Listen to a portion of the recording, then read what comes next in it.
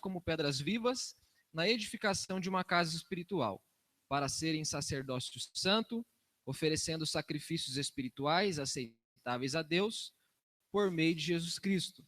Pois assim é dito na Escritura: Sião, uma pedra angular, escolhida e preciosa, e aquele que nela confia jamais será envergonhado. Portanto, para vocês, os que creem, esta pedra é preciosa, mas para os que não creem, a pedra que os construtores rejeitaram tornou-se a pedra angular, pedra de tropeço e rocha que faz cair. Os que não creem tropeçam, porque desobedecem à mensagem para o que também foram destinados. Vocês, porém, são geração eleita, nação santa, povo exclusivo de Deus, para anunciar as grandezas daquele que os chamou das trevas para a sua maravilhosa luz. Antes vocês nem sequer eram povo, mas agora são povo de Deus. Não haviam recebido misericórdia, mas agora a receberam. Amados, insisto em que, como estrangeiros e peregrinos no mundo, vocês se abstenham dos desejos carnais que guerreiam contra a alma. Vivam entre os pagãos de maneira exemplar, para que, mesmo que eles os acusem de praticar o mal, observem as boas obras que vocês praticam e glorifiquem a Deus no dia da intervenção dele. Por causa do Senhor, sujeitem-se a toda autoridade constituída entre os homens, seja ao rei como autoridade suprema, seja aos governantes, como por ele enviados para punir os que praticam o mal e honrar os que praticam o bem. Pois é da vontade de Deus que, praticando o bem, vocês silenciem a ignorância dos insensatos. Vivam como pessoas livres, mas não usem a liberdade como desculpa para fazer o mal. Vivam como servos de Deus. Tratem a todos com o devido respeito. Amem os irmãos, temam a Deus e honrem o rei. Escravos, sujeitem-se a seus senhores com todo respeito, não apenas aos bons e amáveis, mas também aos maus, porque é louvável que, por motivo de sua consciência para com Deus, alguém suporte aflições, sofrendo injustamente. Pois que vantagem há em suportar açoites recebidos por terem cometido o mal? Mas se vocês suportam o sofrimento por terem feito o bem, isso é louvável diante de Deus. Para isso vocês foram chamados, pois também Cristo sofreu no lugar de vocês, deixando exemplo para que sigam os seus passos. Ele não cometeu pecado algum, e nenhum engano foi encontrado em sua boca. Quando insultado, não revidava. Quando sofria, não fazia ameaças, mas entregava-se àquele que julga com justiça. Ele mesmo levou em seu corpo os nossos pecados sobre o madeiro, a fim de que morrêssemos para os pecados e vivêssemos para a justiça. Por suas feridas, vocês foram curados. Pois vocês eram como ovelhas desgarradas, mas agora se converteram ao pastor e bispo de suas almas. Vamos orar? Senhor, esta é a tua palavra que foi lida e será pregada. Fala aos nossos corações, dá a nós instrução, conforto, correção, ensino, aquilo que o Senhor tem para cada um de nós, aquilo que o Senhor tem para a tua igreja. É a nossa oração em nome de Jesus. Amém. Irmãos, já tem alguns dias que nós temos ouvido sermões, mensagens a partir da carta de Pedro, e já foi dito que essa carta foi escrita na década de 60, mais ou menos no meio da década, né? Entre 64 e 65, essa é uma data provável. Ela foi endereçada para cristãos que sofriam e que estavam espalhados, dispersos por todo o Império Romano. Isso está lá no capítulo 1, versículo 1. Então, muita perseguição surgiu e os cristãos precisaram fugir, precisaram buscar abrigo em outros lugares, porque a vida foi ficando muito difícil dentro de Israel. E eles buscaram abrigo onde eles podiam ir. Foram para a casa de amigos, parentes, foram em busca de uma vida mais segura, uma vida que fosse menos violenta, menos agressiva. E quando eles fogem, quando eles se dispersam, quando eles se espalham, o apóstolo Pedro escreve essa carta. Essa carta fala muito de sofrimento, sofrimento que é resultado da conversão, sofrimento que é fruto de quem tem um coração entregue a Deus. O apóstolo fala muito disso. No capítulo 1, ele fala sobre redenção, sobre regeneração. Ele diz que a graça de Jesus é salvadora. Ele diz que foi por meio de Cristo que Deus regenerou para si um povo. E o povo regenerado é um povo marcado por esperança. Isso está muito claro no capítulo 1. Ele diz que a esperança do crente é uma esperança viva. Por que a esperança do crente é uma esperança viva? Porque a esperança do crente é Cristo. E Cristo morre e ressuscita, ele não está morto. Então a esperança do crente é uma esperança viva. É viva porque ele foi regenerado, porque o seu Senhor está vivo. Então Pedro fala muito disso. Mas ele não termina por aí. Ele ainda diz no capítulo 1 que aqueles que foram regenerados e que têm uma esperança viva, eles foram chamados para a santificação. Isso está muito claro. Sejam santos, como é santo aquele que os chamou.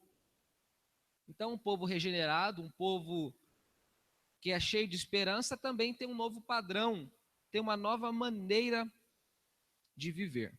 E no capítulo 2 ele dá prosseguimento a essas ideias. Eu quero ver com vocês exatamente aquilo que o apóstolo deixa para nós registrado aqui no capítulo 2.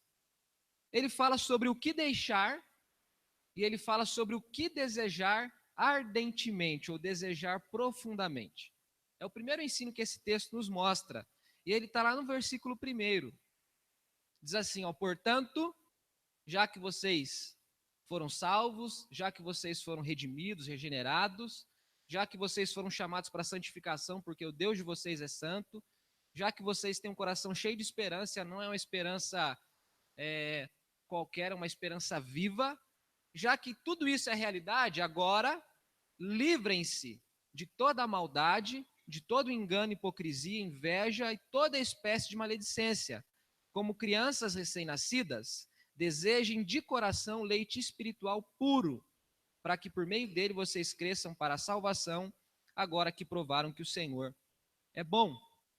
Então a primeira coisa que ele mostra é: vocês precisam deixar algumas coisas e vocês precisam se apegar a uma outra coisa. Você larga com uma mão e agarra com a outra, é mais ou menos isso. Com uma mão você larga o que é ruim, com outra mão você agarra o que é bom. Essa é a ideia do apóstolo Pedro. E esses versículos aqui, eles servem como um resumo da carta. Porque a carta é pequena, tem 5 capítulos, mas isso aqui é muito importante dentro dessa pequena carta. É deixar uma maneira velha de viver para abraçar uma nova maneira de viver. Então, quem foi salvo por Jesus precisa se livrar de toda maldade, de todo engano, toda hipocrisia, toda inveja e toda espécie de maledicência, toda espécie de mal, de maldade, de malignidade. Então, isso é o que a gente precisa deixar. Isso é o que a gente precisa se abandonar. E a palavra que o apóstolo usa é uma palavra forte. Ele está dizendo: livrem-se. Fiquem longe, se despojem disso. Libertem-se disso. Deixem isso, abandonem isso. Recusem isso. Tudo isso ele está dizendo. É uma postura cristã. É uma postura de alguém que foi transformado por Jesus. É uma postura de alguém que foi redimido por Jesus. E o que é preciso deixar? É preciso deixar aquilo que atrapalha o próprio cristão, mas que também atrapalha as pessoas que convivem com o cristão. Porque a maldade atrapalha quem é mau, mas atrapalha quem vive sob a companhia de quem é mau também. A maldade não atinge só o camarada mau, atinge quem está ao redor dele. O apóstolo diz: abandone o engano. E o engano prejudica quem engana, mas prejudica quem é enganado também. Ele fala: abandone a hipocrisia. A hipocrisia prejudica quem é hipócrita, mas prejudica quem recebe hipocrisia.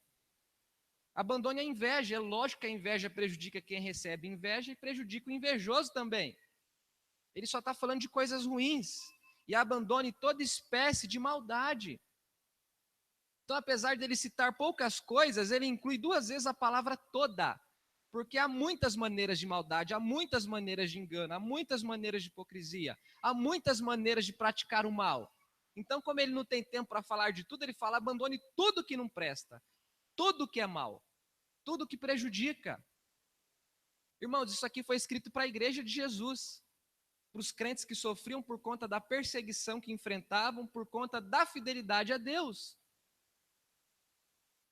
Essa carta não foi mandada para a boca de fumo, essa carta não foi mandada para uma ala do presídio onde só tem pessoas ímpias, essa carta não foi mandada para nenhum lugar onde só tinha ateus, pessoas que não professam fé em Deus, essa carta não foi mandada para ninguém dessa natureza, essa carta foi mandada para cristãos, para crentes, para pessoas que creem em Jesus. Por que essa carta foi mandada para pessoas crentes? Crentes não vivem de outro modo? Devem viver de outro modo. Mas ainda habita no crente a natureza pecaminosa. Nós nos tornamos santos aos olhos de Deus no ato da conversão, mas continuamos completamente impuros para as pessoas ao nosso redor. Quando você se converte, Deus olha para você e vê você perfeito por conta de Jesus, mas eu ainda olho para você e vejo muitas imperfeições. Quando eu me converto, Deus olha para mim e me vê completamente salvo. Ele me dá segurança, certeza, convicção, mas você ainda olha para mim e vê muitas coisas que eu preciso abandonar, eu preciso me livrar delas. Eu preciso ficar longe delas, eu preciso deixá-las. E Pedro está dizendo que é para os crentes deixarem isso. Não é para eles pedirem a Deus para Deus livrá-los disso, é para eles deixarem isso. É para eles abandonarem isso. Deixar o que é da carne, pois o que é da carne prejudica. O que é da carne separa, o que é da carne cria confusão.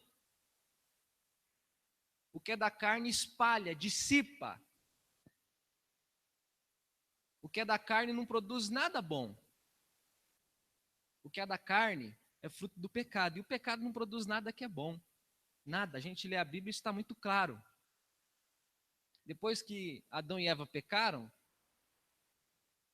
as ações humanas são contaminadas pelo pecado. E Pedro está dizendo, gente, vocês creram em Jesus, vocês foram redimidos, regenerados, vocês têm esperança. O Deus de vocês é santo, então deixem aquilo que não faz parte de uma vida santa. Parece estranho dizer que crentes precisam abandonar essas coisas, não parece? Precisam. Porque ainda o pecado habita em nós. Paulo escreve lá em Romanos, quem me livrará do corpo dessa morte? E Paulo era um homem santo. Um exemplo para nós, um exemplo para a igreja ao longo dos séculos, ao longo da história. Mas ele olhava para dentro do coração dele e dizia, quem me livra disso?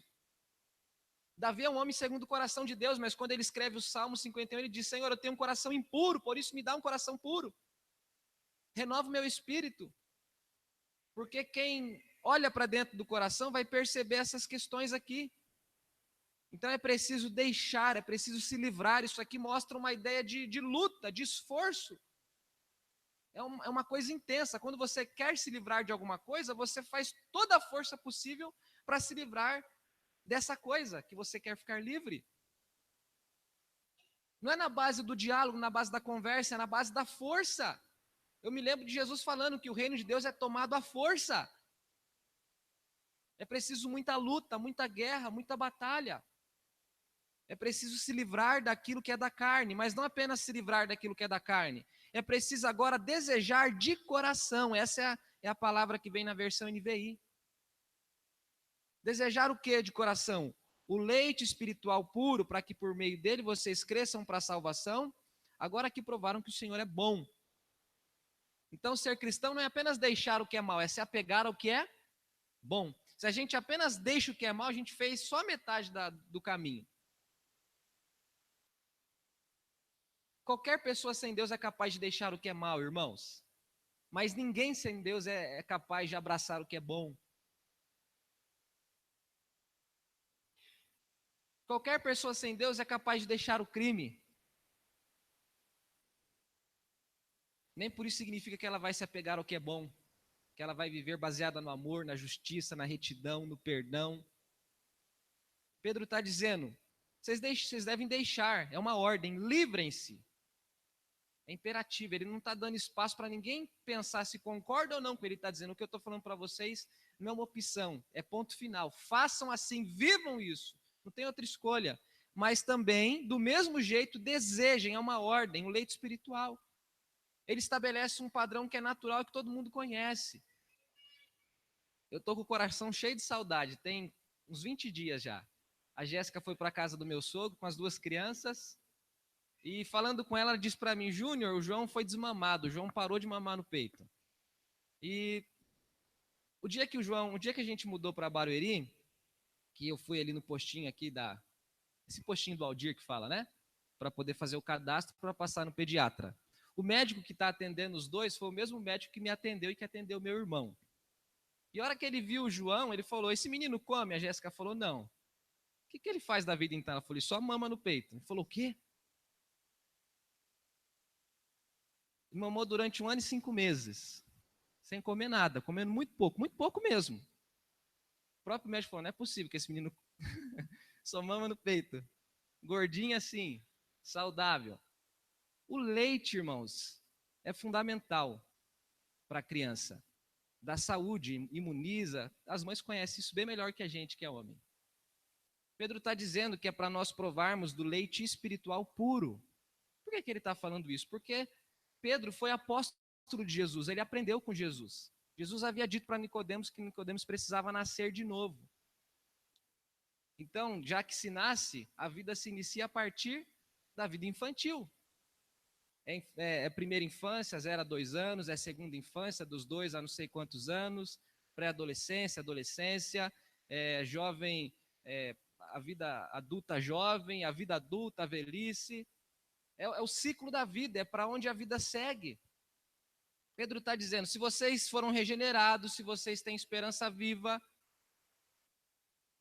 se vocês precisam ser santos, vocês precisam deixar o que é mal e se apegar ao que é bom. O que é bom para quem está começando na fé é leite, leite puro, para que vocês cresçam, porque a criança que toma leite cresce, é natural, é o alimento do bebê.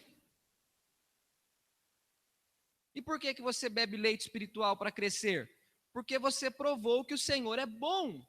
Ele fecha a questão toda.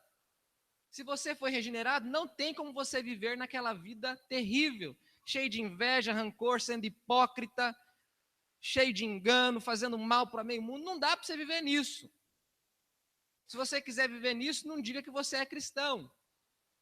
Agora, se você nasceu de novo, você tem que tomar o leite para crescer. Por que você toma o leite para crescer? Porque você conheceu Deus que é bom. Irmãos, essa é a mensagem do Evangelho para a igreja de Jesus. Uma vez eu ouvi o pastor Tiago falando uma coisa que eu achei muito interessante.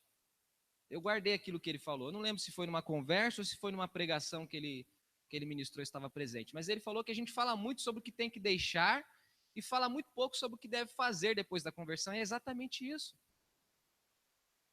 É por isso que tem os testemunhos, não tem?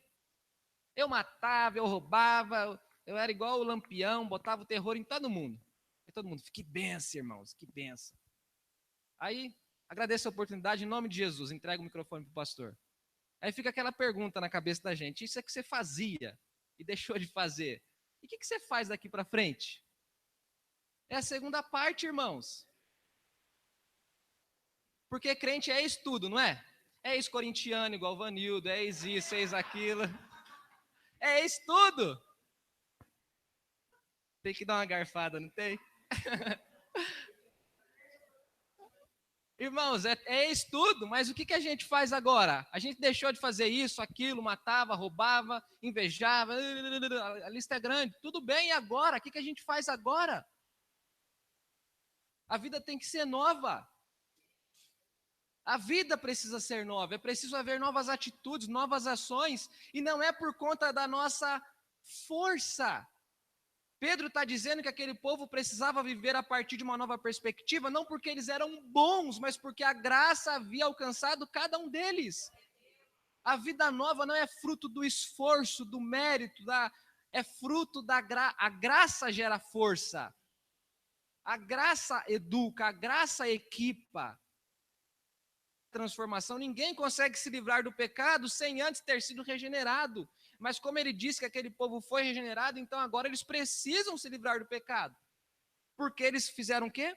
Provaram que o Senhor é bom. Amém, irmãos? Deixa aquilo que é mal.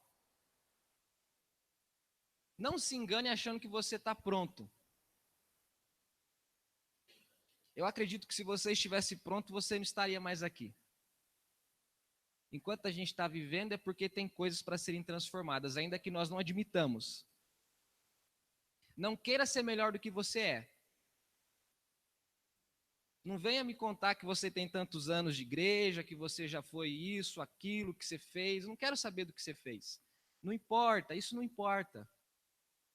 Não importa. A gente não deve se esconder atrás da fé, atrás dos anos, atrás dos cargos, atrás da experiência. Pelo contrário, quanto mais perto a gente está de Deus, melhor é a nossa visão, o nosso próprio respeito. A gente anda com Deus, os nossos olhos ficam muito exatos. Não para medir a vida dos outros, para olhar para a nossa vida, para o nosso coração. E a gente vai andando com Ele, a gente vai vendo que tem muita coisa que ainda nos prende, a gente precisa se livrar delas. Tem muitas coisas que nos seduzem, que nos amarram. E nem sempre são coisas perversas aos olhos do homem. Nem sempre a cobiça é para o mal, para o adultério. Às vezes a cobiça é para a virtude. Sabia? A gente às vezes cobiça o que é bom. É a qualidade do outro, é a disposição do outro. Às vezes aquilo que a gente fala que é admiração, às vezes pode ser cobiça. Tem muita coisa que a gente precisa se livrar, coisas que são más. Mas há muitas coisas que nós precisamos nos apegar a elas. Aquilo que é espiritual e que produz crescimento. Amém? Que o Senhor possa mostrar para você aquilo que você precisa ficar livre. E que a graça dele possa te fortalecer para você se agarrar naquilo em que você deve se agarrar. Amém? Depois Pedro diz que Jesus é a pedra viva.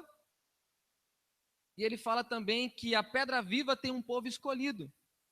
Isso aparece do versículo 4 até o versículo 10, mais ou menos. Ele diz assim no versículo 4: à medida que se aproximem dele, a pedra viva rejeitada pelos homens, vocês também serão utilizados como pedras vivas na edificação de uma casa espiritual, para serem sacerdócio santo, oferecendo sacrifícios espirituais aceitáveis a Deus, por meio de Jesus Cristo. Versículo 7: portanto, para vocês, os que creem, essa pedra é preciosa, mas para quem não crê, isso serve de tropeço, porque essas pessoas desobedecem à mensagem. Vocês, versículo 9, porém são geração eleita, sacerdócio real, nação santa, povo exclusivo de Deus, chamado para anunciar as grandezas daquele que tirou vocês das trevas e trouxe para a luz. Antes vocês nem eram um povo, mas agora é um povo de Deus e um povo que recebe misericórdia. É isso que Pedro está dizendo. Jesus é a pedra viva, é a pedra angular, é a pedra principal, é o edifício sobre o qual todas as coisas são edificadas. Era muito comum naquele tempo os construtores terem uma pedra principal, um edifício principal. Jesus conta a parábola do homem que edifica a casa sobre a rocha e o outro que edifica a casa sobre a areia. Pedro está dizendo, Jesus é a pedra, e Jesus havia dito para Pedro, sobre esta pedra eu vou edificar a minha igreja. Qual pedra? Ele está dizendo dele mesmo. Então Pedro está dizendo aqui, gente, Jesus é a pedra, Jesus é o centro, é a referência. Só que nem sempre ele foi aceito, houveram pessoas que o rejeitaram. Houveram pessoas que não o reconheceram como sendo o Messias, o prometido, o Redentor, o Salvador. Por isso ele foi rejeitado. Por isso disseram, pode vir coisa boa de Nazaré? Quando a gente lê Mateus, Marcos, Lucas e João, fica muito claro isso.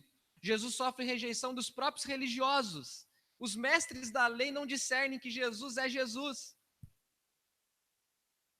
O povo mais cristão, piedoso da época, queria perseguir Jesus e dar umas pancadinhas nele. Ele sofre rejeição. Tanto é que quando Judas vai entregá-lo, Judas tem que fazer um sinal. Ele beija Jesus para que as pessoas pudessem reconhecer que Jesus era Jesus. É engraçado a gente prestar atenção nisso. Era o código. Quem é Jesus? Jesus é aquele a quem eu beijar. Ele vai e beija Jesus, achei Jesus. Aí vão lá e prendem Jesus. Ele sofre rejeição ao longo da vida. Ele sofre abandono dos próprios discípulos. Muitos deixaram. E ele olha para os 12 e fala, vocês também querem me deixar? Se quiserem, podem ir.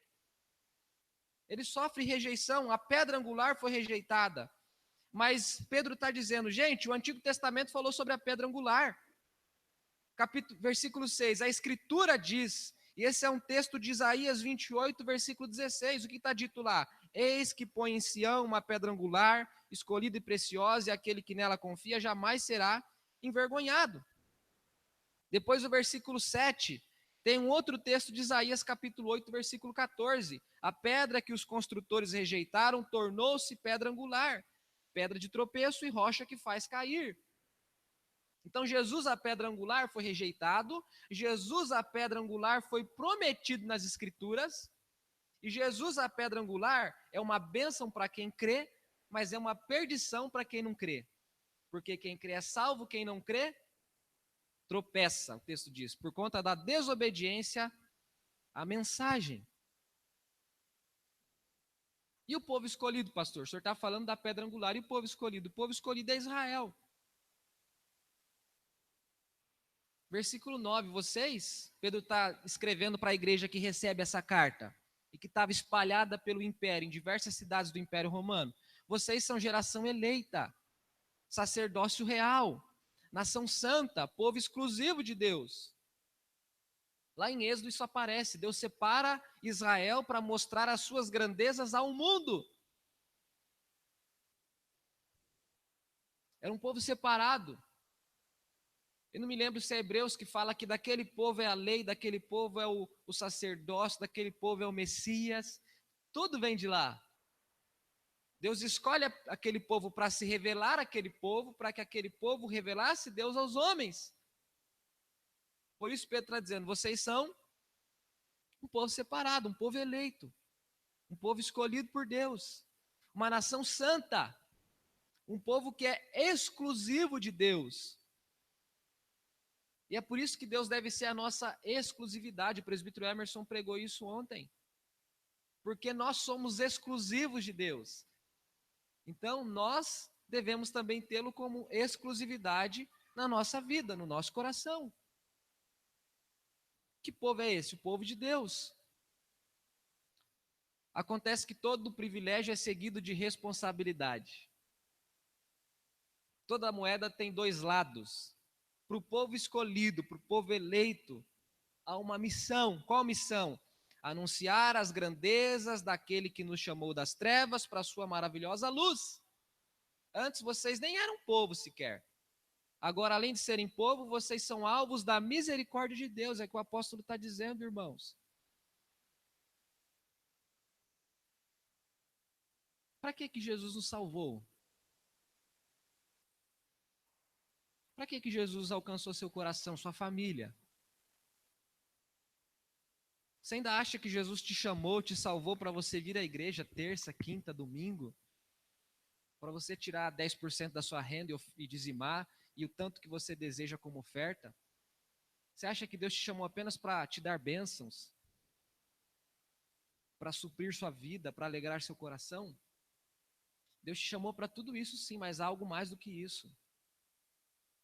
Deus nos chamou para sermos anunciadores das grandezas dele, daquele que nos chamou das trevas para a luz. Essa é a nossa missão. E a gente precisa pensar sobre isso, porque nós temos a tendência de facilmente esquecermos o que não deve ser esquecido.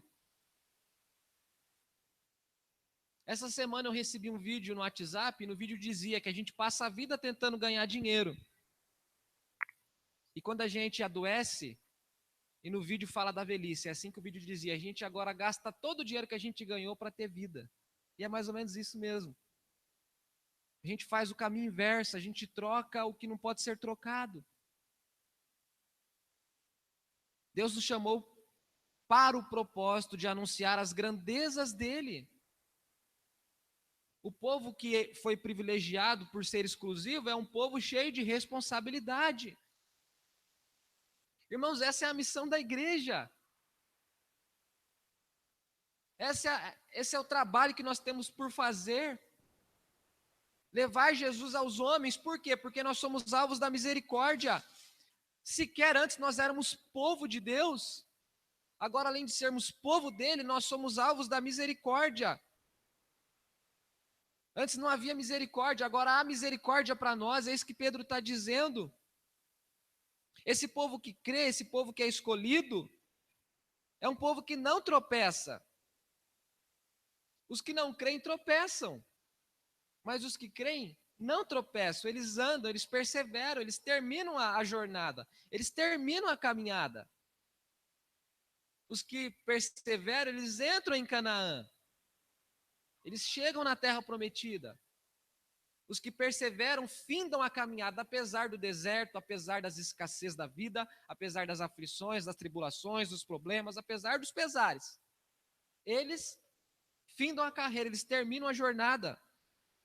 Mas eles terminam a jornada tendo consciência de que tem um propósito, que tem uma missão, tem um serviço para fazer, tem uma tarefa para desempenhar. Tem algo precioso, tem algo grande, tem algo maravilhoso. Amém, irmãos? A sua vida está edificada ao redor da pedra angular?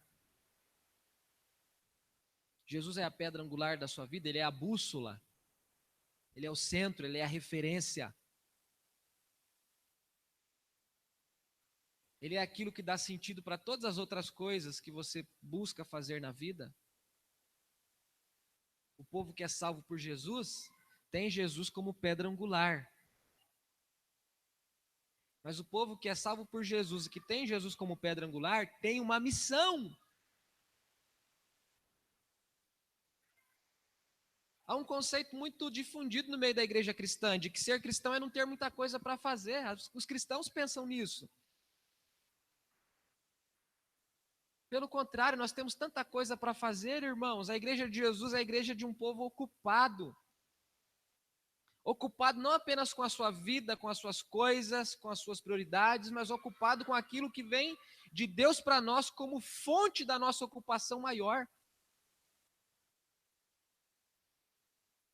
Antes de nós procurarmos as nossas ocupações, Deus nos deu a principal ocupação da vida: testemunhar o amor dele aos homens. Deus não perguntou se eu queria fazer isso, ele deixou para mim isso como condição se eu sou salvo. Deus não pergunta para você se você quer se preocupar com o anúncio do evangelho. Se você é salvo, essa é uma preocupação do seu coração.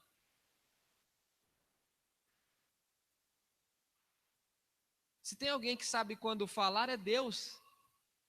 Se tem alguém que sabe a hora de colocar limites, é Deus. Se tem alguém que sabe tomar a frente, é Deus. Ele disse para a igreja dele que a igreja dele tem a missão de testemunhar as grandezas dele. Porque a igreja antes estava nas trevas, agora está na luz.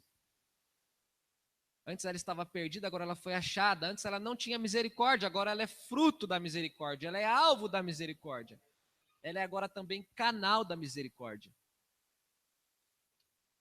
E há uma terceira lição.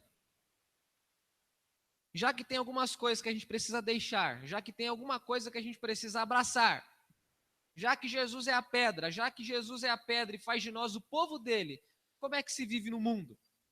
Como é a jornada? Como são os dias do crente debaixo do sol? Como é a vida de um servo de Deus? Como é a vida de um cristão?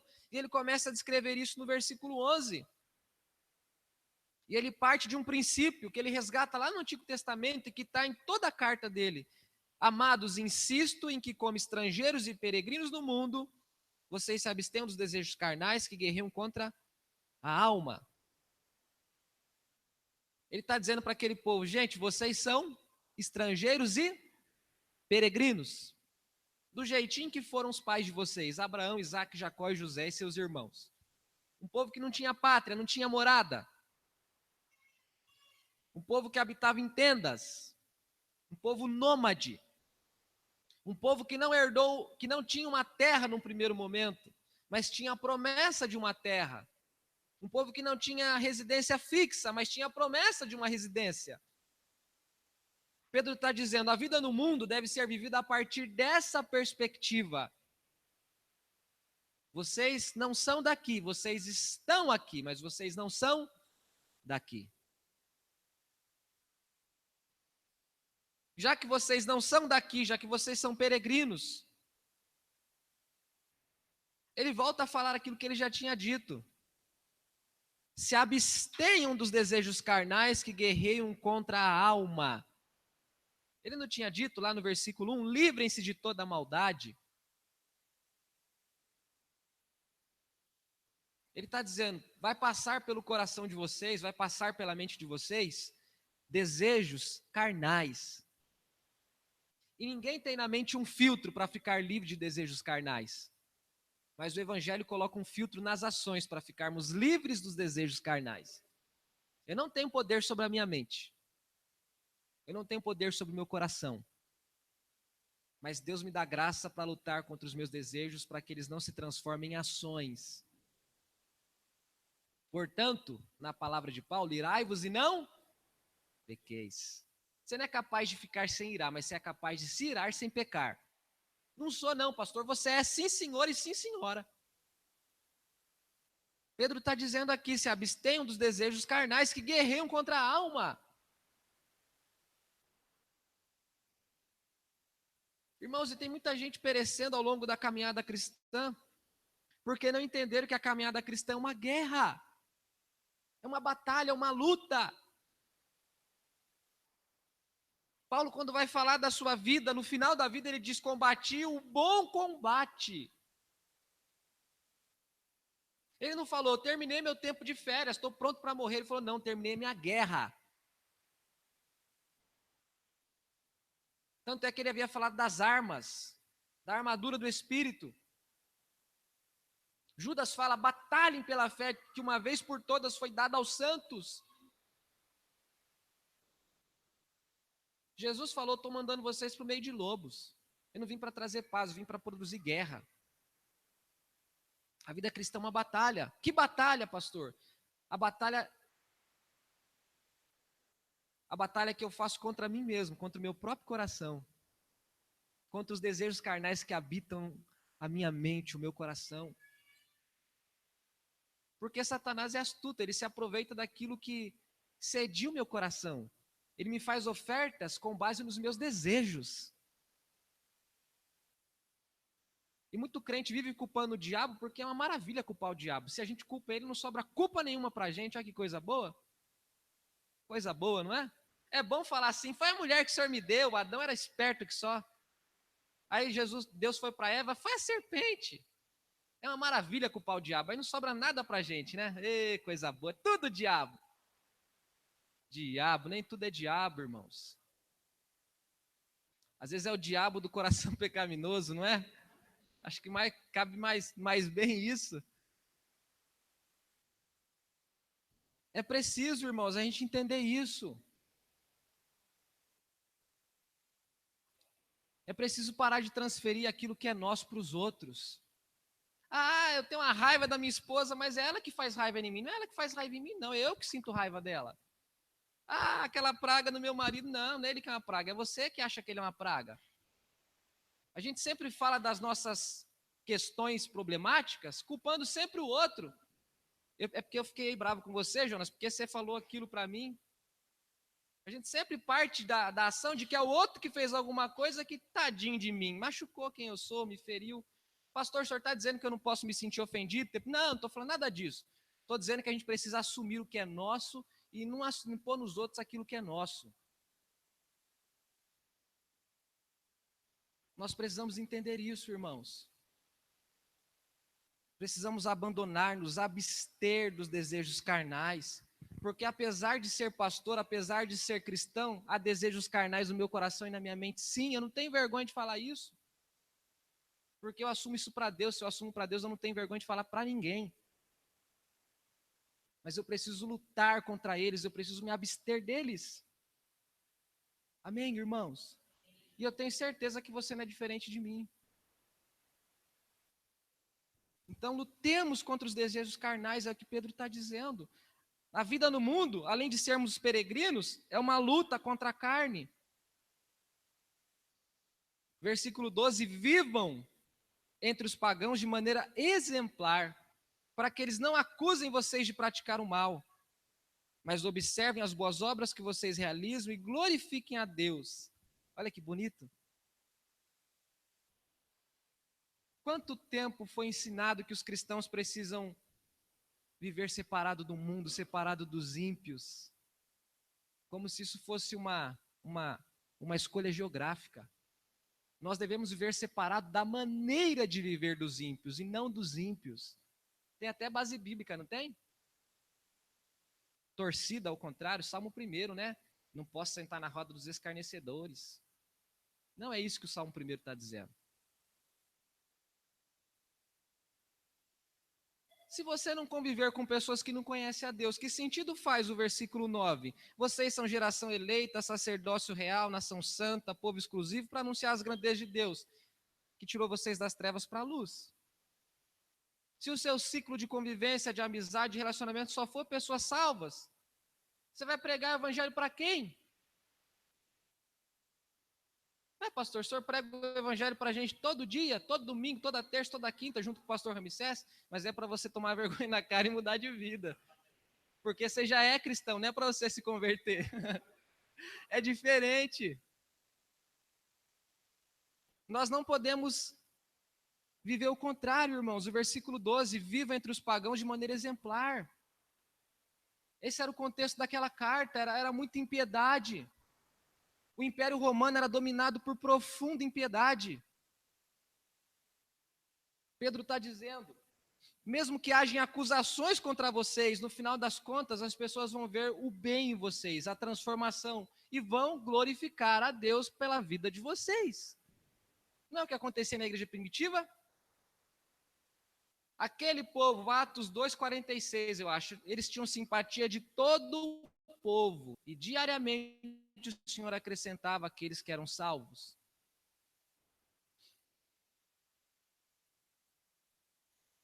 Devem também se sujeitar, versículo 13, a toda autoridade.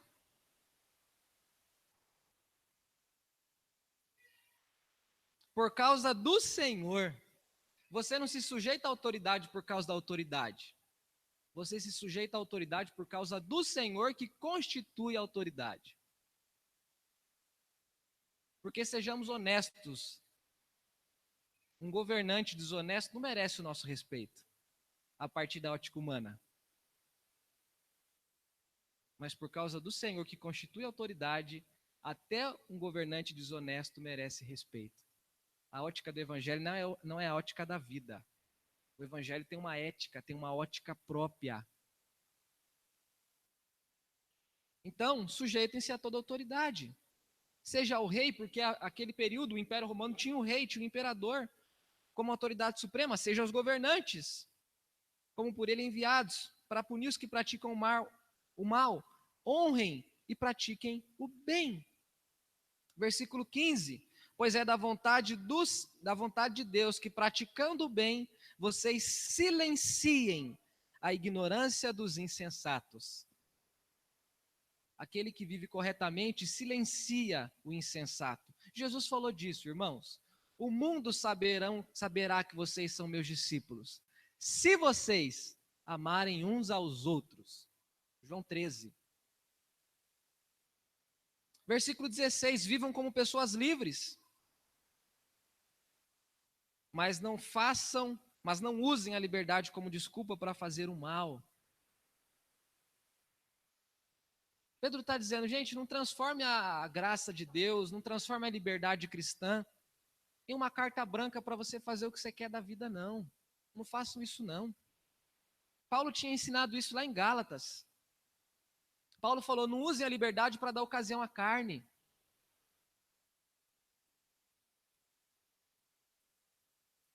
Não usem a liberdade como desculpa para fazer o mal. Quem entende que é livre de fato em Jesus, é livre não para praticar o mal. É livre para viver sob a ética de Jesus, a ética do Evangelho, aquilo que o Evangelho ensina. Versículo 17, 16 ainda, vivam como servos.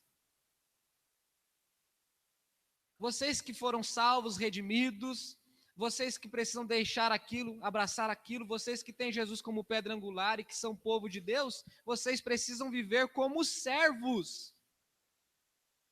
Não queiram ser senhores, não queiram ser os maiores. Paulo fala disso, Jesus ensinou isso, isso está abundantemente espalhado pelas Escrituras. Maior é o que serve.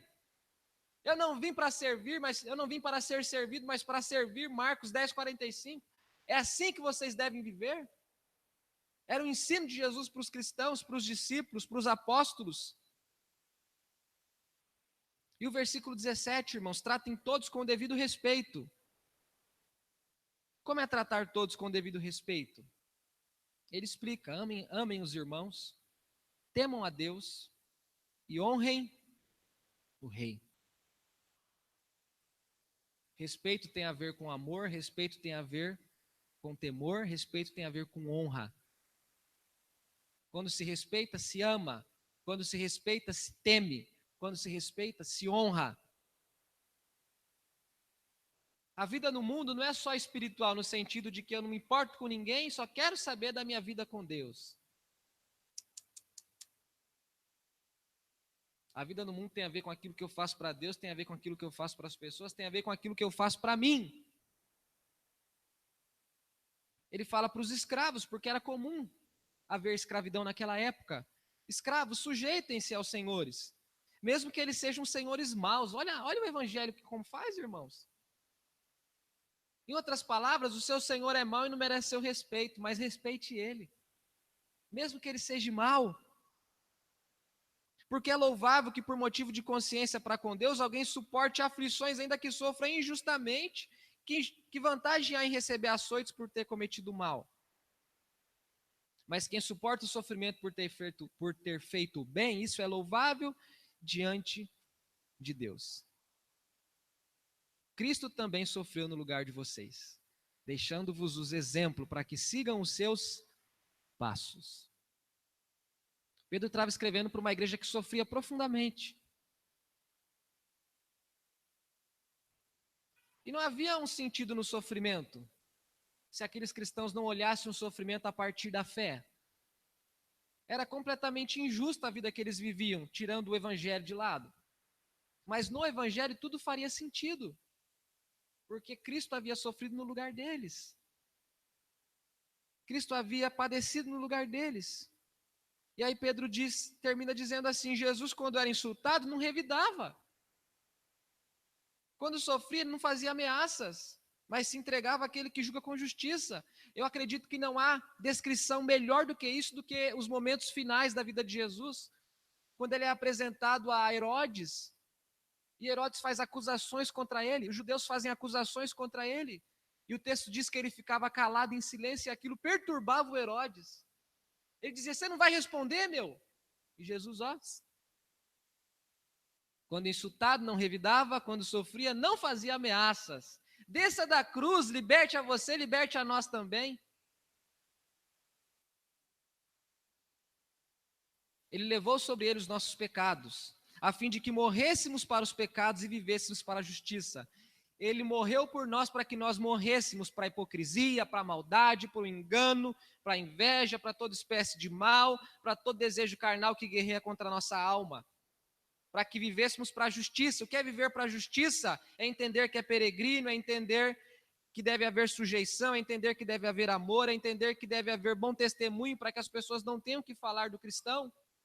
Não por conta de moralidade, mas por conta de glorificar a Deus. Não é para falarem bem de mim que eu não devo dar mau exemplo. É para, não dando mau exemplo, as pessoas falem bem de Deus. Senão é moralismo. Vou pagar tudo que eu compro para ninguém falar um A de mim, não. Pago tudo que eu compro. Luto para fazer isso, para que as pessoas glorifiquem a Deus. Vivo de forma diferente, não para que as pessoas fiquem batendo palma para mim. Que legal, quando eu crescer quero ser igual a ele. Você não vai nem crescer, coitado. Mas é para as pessoas glorificarem a Deus. É a perspectiva que Jesus está ensinando, sempre ensinou, melhor dizendo, no Evangelho, e Pedro viveu com ele, Pedro aprendeu, e Pedro está ensinando.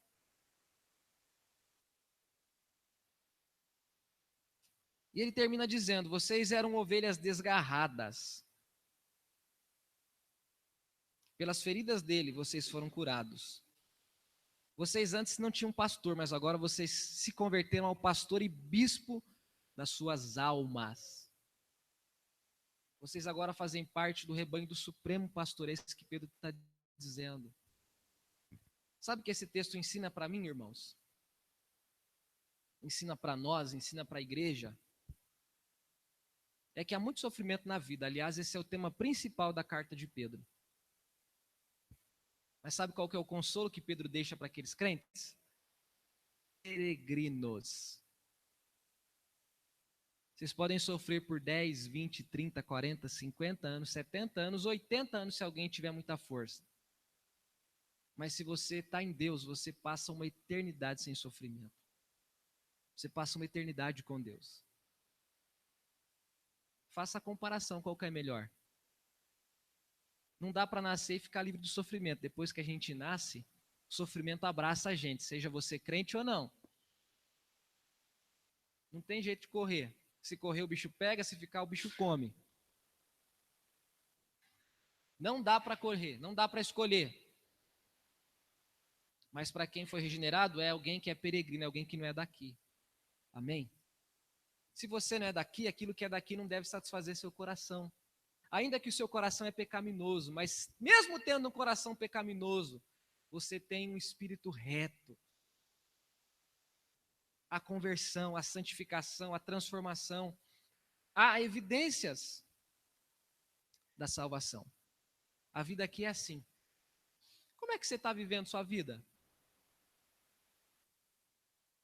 Será que mesmo sendo cristão, você não está vivendo como alguém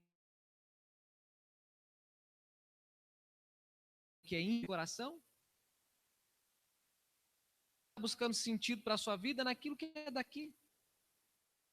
Na boa índole, numa vida mais satisfatória, melhor, num bom nome. Talvez você está procurando coisas que não fazem sentido se você pensar que há eternidade para a gente desfrutar ou com Deus ou sem Deus. Irmãos, à luz da eternidade, isso aqui não tem sentido algum.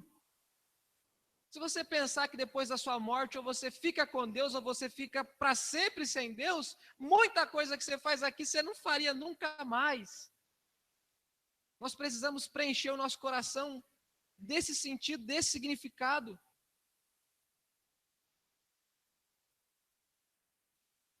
O nosso coração não está mais naquilo que é daqui, naquilo que é do mundo, apesar de que as coisas daqui nos servem. A gente veste, a gente anda, a gente mora, a gente estuda, a gente trabalha, a gente compra, a gente vende, tudo isso é daqui. E estando aqui, a gente precisa disso aqui. Mas isso não faz sentido absoluto para o nosso coração.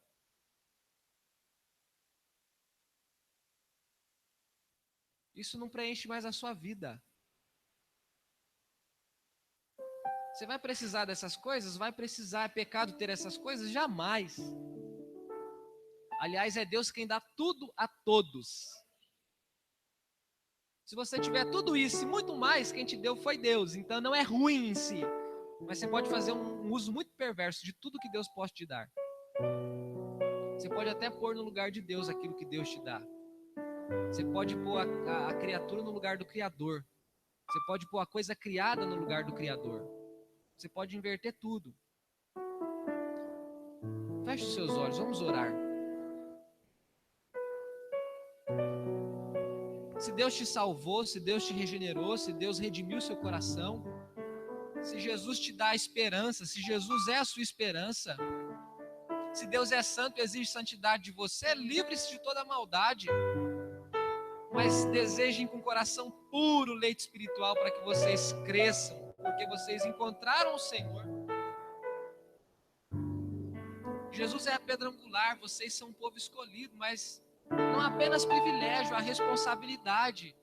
Anuncie as grandezas do Deus que te tirou das trevas e te levou para a luz.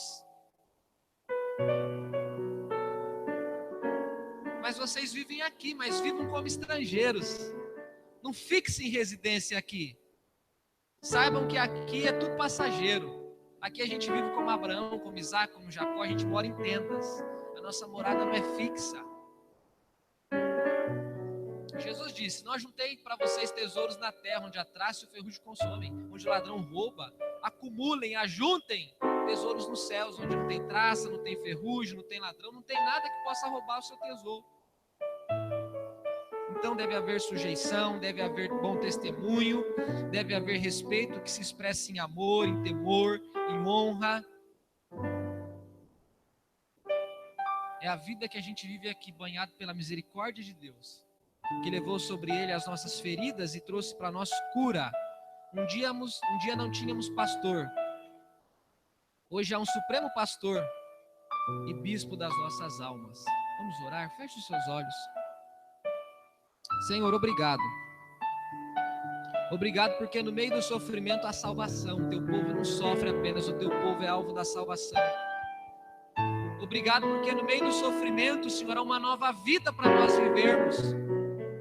Obrigado porque no meio do sofrimento, Senhor, há esperança viva. Nós não somos masoquistas, nós não gostamos de sofrer por causa do sofrimento, mas nós entendemos que sofrer produz coisas boas se nós estamos no Senhor. Senhor, conforte o teu povo, consola o teu povo, que todos possamos entender que nós somos peregrinos, passageiros, estrangeiros. A nossa morada é os céus, a nossa casa é onde o Senhor está. O Senhor disse que voltaria para preparar lugar, morada. A palavra, a certeza, a esperança que o Senhor nos dá é que o Senhor volta para buscar um povo lavado, redimido, transformado pelo poder do Evangelho, pela obra do Espírito Santo. Ó Senhor, ajuda-nos a viver aqui, Senhor, da maneira que o Senhor pretende que vivamos. Livra-nos de encontrarmos prazer nos prazeres do mundo, Senhor. Ajuda-nos a guerrear contra os desejos da nossa alma. Possamos fazer guerra contra a nossa própria fraqueza. Tenha misericórdia. O pecado degradou o nosso coração, o pecado deixou marcas profundas em nós, e essas marcas aparecem nos nossos relacionamentos. Livra-nos de vivermos sob a lei do pecado, Senhor. Em nome de Jesus, leva paz, tranquilidade aos corações. Quanta gente se professa cristão, mas não tem a esperança viva, não tem paz no coração, não tem alegria, oh Deus, não tem confiança. Vive sob a culpa, vive sob a condenação, vive debaixo da vergonha, vive debaixo das acusações de Satanás, vive amedrontado, vive temendo o inferno, Senhor. E se nós estamos no Senhor, nós temos paz. O Senhor disse: paz seja com vocês, aos discípulos. A primeira saudação que nós encontramos em todas as cartas do Novo Testamento é: graça e paz seja com vocês. Quem foi alcançado pelo Senhor vive com paz no coração, Senhor. Que o teu povo possa encontrar-se realmente com o Senhor e viver com paz, com alegria. Senhor, ajuda-nos, nos abençoe, tenha misericórdia de nós, em nome de Jesus, Senhor. Amém. Diga assim comigo: eu preciso deixar algumas coisas que são da carne. Perdão, todas as coisas, não é o que está no texto. Eu preciso buscar o leite espiritual, diga comigo. Amém? Eu preciso. Pastor Novo também esquece o que acaba de pregar, gente. Que cabeça, né? Jesus é a pedra viva e nós somos o povo escolhido. Vamos dizer: Jesus é a pedra viva e nós. E depois a vida no mundo. Nós somos peregrinos aqui. A nossa vida não termina aqui, a nossa vida não encontra sentido aqui. Amém? O sentido da nossa vida está em Deus. Só Deus dará sentido real para a nossa vida aqui. Amém? Deus abençoe você. Amém?